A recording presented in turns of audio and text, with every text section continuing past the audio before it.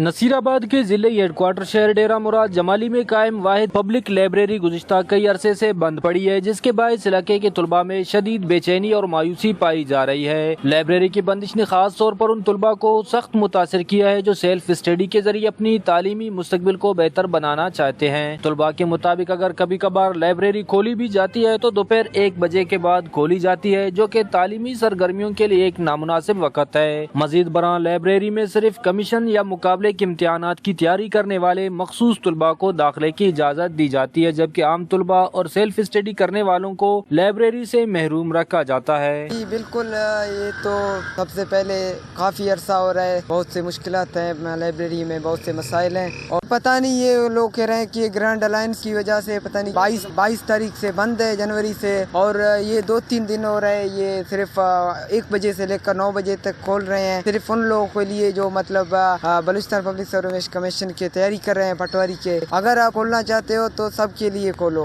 हमें तो बहुत मुश्किलात का सामना करना पड़ रहा है क्योंकि ये 22 जनवरी से ये लाइब्रेरी बंद है। ये असल में यही चाहते हैं कि हमारा तालीम का जो निज़ाम है दरम बरम हो जाए, बस हमसे ये तालीम छीना चाहते हैं। और मैं तो तकरीबन 1 घंटे से खड़ा हूँ, 2 घंटे से। इलाके के तालीमी हलकों और तुलबा ने जिले इंतजामिया और मुतल्लिका हुकाम से मुतालबा किया कि पब्लिक लाइब्रेरी को फौरी तौर पर बाकायदा औकातकार के साथ खोला जाए और तमाम तुलबा को बिला इम्तियाज मुताले की सहूलियत फराहम की जाए ताकि नौजवान नस्ल इल्म के मैदान में आगे बढ़ सके। कैमरामैन माशूक रिंद के साथ रियाज बलोच, वश न्यूज़, नसीराबाद।